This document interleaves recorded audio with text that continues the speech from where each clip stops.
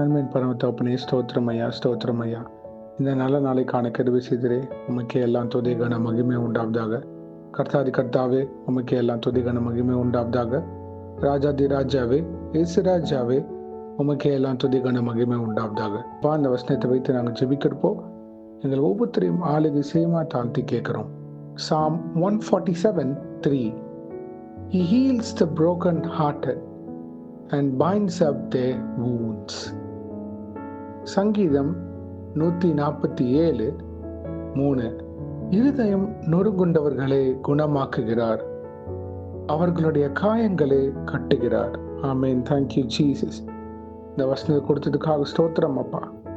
கேட்டுக்கொண்டு இருக்கிற ஒவ்வொருத்தருக்காக நாங்கள் ஜெபிக்கிறோம் இயேசுவே.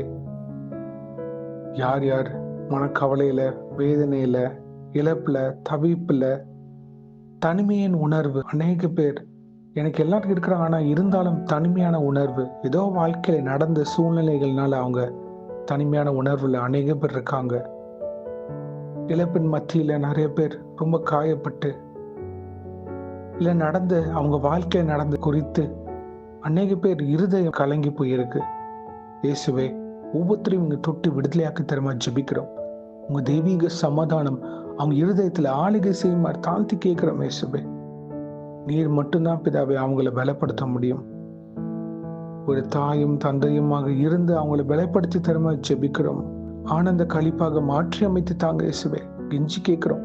அநேக பேர் டிப்ரெஷன், ஆங்ஸைட்டியில இருக்கிறாங்க, ஃப்ரஸ்ட்ரேஷன்ல இருக்கிறாங்க, வெறுப்புல இருக்காங்க. அநேக பேர் மன உளைச்சல்ல, அவங்க வாழ்க்கையில எதிர்பாராத சூழ்நிலைகள் நடந்தனால அநேக பேர் ரொம்ப கலங்கி போய் நிற்கிறாங்க. அப்பா, எனக்கு யாருமே இல்லையே, என் வாழ்க்கை இப்படிதான் இருக்குமா? ஆனா இது யாவையும் பலப்படுத்துகிற இயேசு கிறிஸ்து நீங்க தான்ப்பா.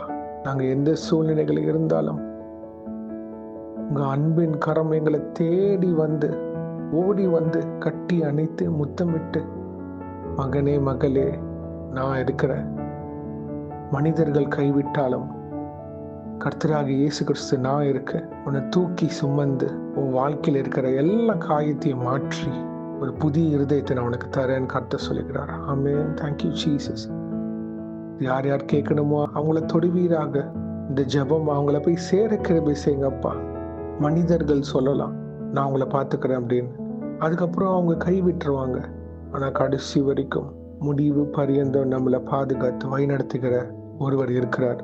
அவர் தான் இயேசு, இயேசு கிறிஸ்து ஒருவரே. யார் யார் ரொம்ப முடியாத சூழ்நிலைகள் இருக்கிறாங்களோ அவங்கள போய் தொடுங்க அப்பா.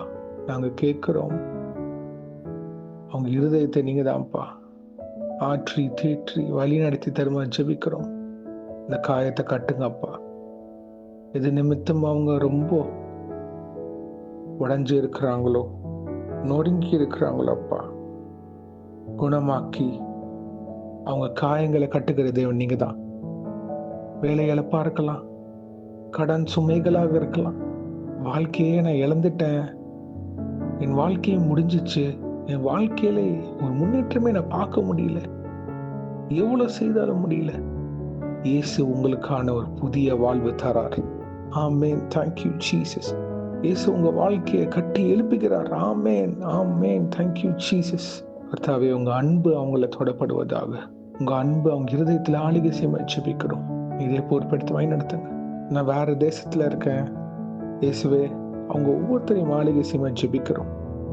குடும்பத்தையும் பிள்ளைகளையும் மறந்து தவித்து இருக்கிற ஒவ்வொரு அப்ராட்ல வேலை செய்கிற ஒவ்வொருத்தரையும் நீங்க ஆளுகை செய்ய ஜெபிக்கிறோம்.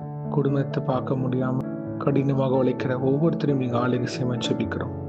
அவங்களுக்கு சமாதானம் தாங்க, இந்த தனிமையை நீக்கி போடுவீராகப்பா. கூடிய சீக்கிரம் அவங்களுக்கு அவங்க குடும்பத்தோட வந்து இணைக்கப்படுகிற சூழ்நிலைகள் மாற்றி அமைத்து தருமா தாழ்த்தி கேட்கிறோம். இன்றைக்கு யார் என்னென்ன காரியங்களாக போகிறார்களோ அவங்கள பாதுகாத்து பொறுப்பெடுத்து வழிநடத்துங்க. உங்க கரம் முன்னும் பின்னுமாக இருப்பதாக தேவ தூதர்களால் பாதுகாத்து வழிநடத்துங்க. இயேசுவின் நாமத்தினால் எங்க தலைகளை தாழ்த்தி ஜெபிக்கிறோம் பிதாவே. ஆமென், ஆமென், ஆமென்.